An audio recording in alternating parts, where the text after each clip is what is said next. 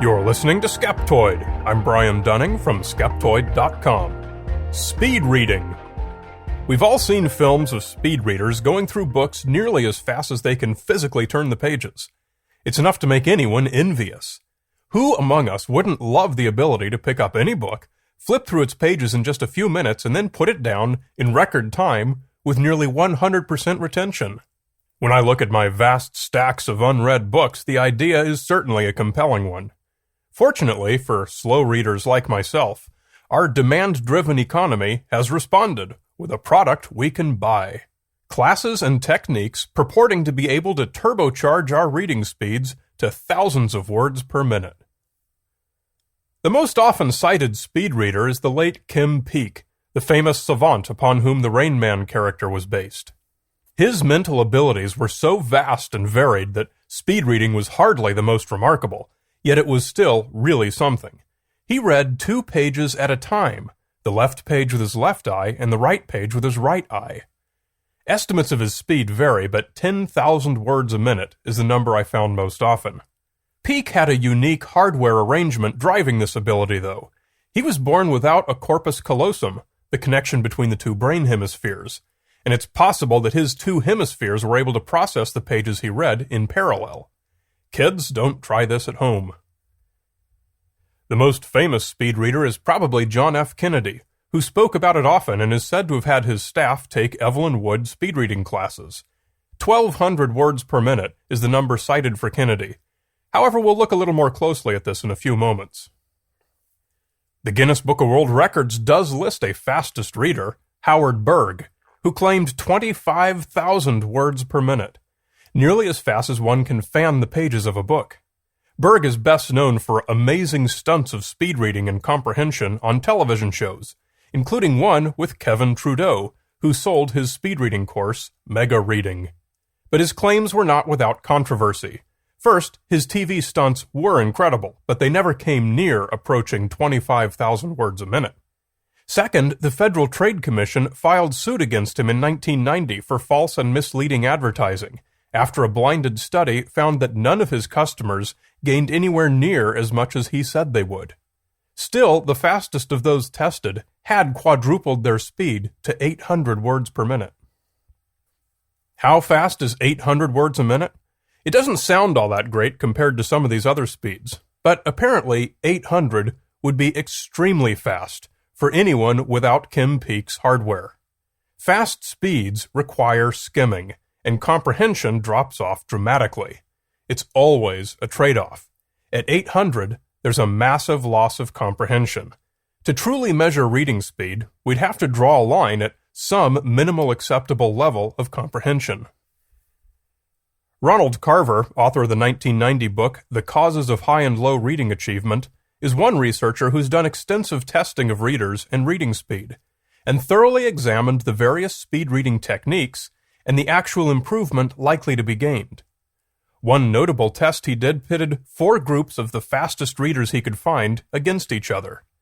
The groups consisted of champion speed readers, fast college readers, successful professionals whose jobs required a lot of reading, and students who had scored highest on speed reading tests. Carver found that of his superstars, none could read faster than 600 words per minute with more than 75% retention of information. Keith Rayner is a professor at the University of Massachusetts Amherst and has studied this for a long time too. In fact, one of his papers is titled Eye Movements in Reading and Information Processing, 20 Years of Research, and he published that in 1993. Rayner has found that 95% of college-level readers test between 200 and 400 words per minute, with the average right around 300. Very few people can read faster than 400 words per minute, and any gain would likely come with an unacceptable loss of comprehension. So before you embark on a speed reading course, understand that knowledgeable professionals have devoted their careers to studying this, and have conclusively found that any gains you're likely to achieve are probably nowhere near the numbers printed in your class's marketing brochure, at least not without massive loss of retention. But let's take a look at the strategies that speed reading courses teach. One of the basic goals is the elimination of subvocalization. claimed to be the thing that slows readers down the most. Subvocalization is the imagined pronunciation of every word we read. I do this a lot, and it limits my reading speed to virtually the same as my talking speed. Subvocalization is even accompanied by minute movements of the tongue and throat muscles. Nearly every speed reading class promises the elimination of subvocalization. Here's the problem with that. You can't read without subvocalization. Carver and Rayner have both found that even the fastest readers all subvocalize. Even skimmers subvocalize key words. This is detectable even among speed readers who think they don't do it by the placement of electromagnetic sensors on the throat which pick up the faint nerve impulses sent to the muscles. Our brains just don't seem to be able to completely divorce reading from speaking. NASA has even built systems to pick up these impulses, using them to browse the web or potentially even control a spacecraft. Chuck Jorgensen, who ran a team at NASA in 2004 developing this system, said, "Biological signals arise when reading or speaking to oneself with or without actual lip or facial movement. A person using the subvocal system thinks of phrases and talks to himself so quietly it cannot be heard, but the tongue and vocal cords do receive speech signals from the brain." In fact, scientists have a term for reading in this way. They call it rodding, a combination of the words read and audio. To truly comprehend what your brain is seeing, nearly all of us must rod the words, fastest speed readers included. Fast readers need not be fast speakers.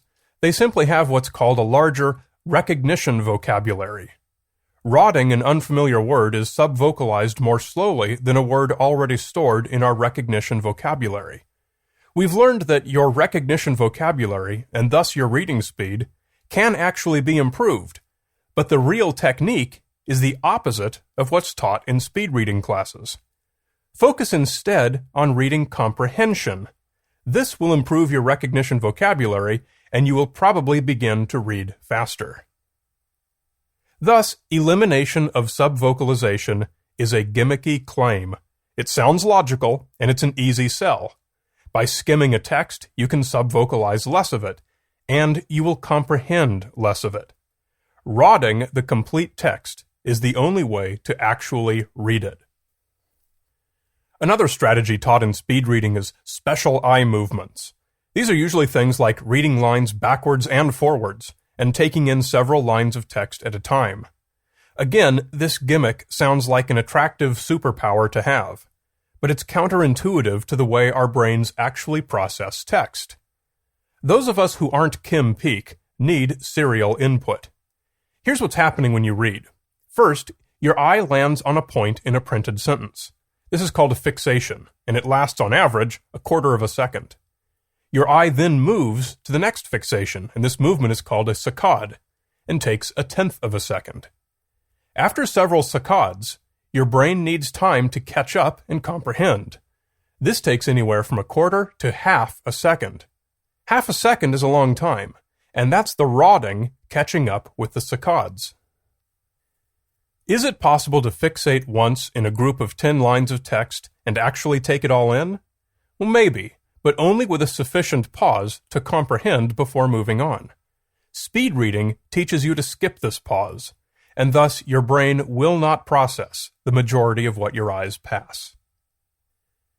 If we look back at the test that found Howard Berg's students improved to as much as 800 words a minute, we have to keep in mind that speed and comprehension are a trade-off.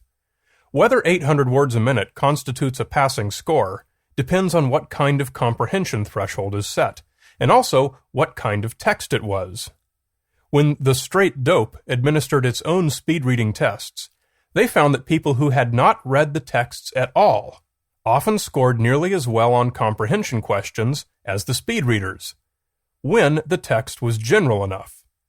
In other words, it's very easy for professionals like Evelyn Wood or Howard Berg to control the conditions of the test to produce amazing results, good enough to impress television hosts, and to sell classes to lay people.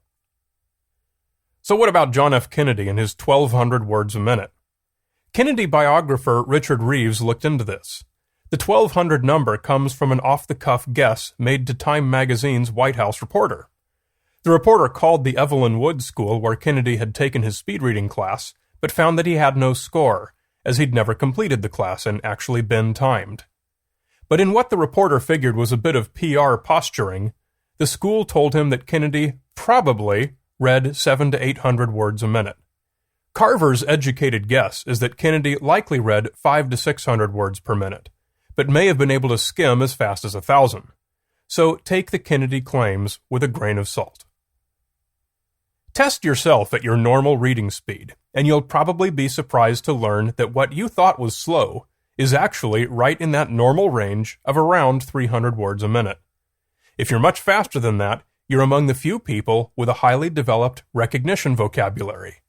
To improve this, stay away from gimmicky techniques that ignore the way the brain processes printed text, and focus on your comprehension. To read faster, concentrate on reading slower, and read more often.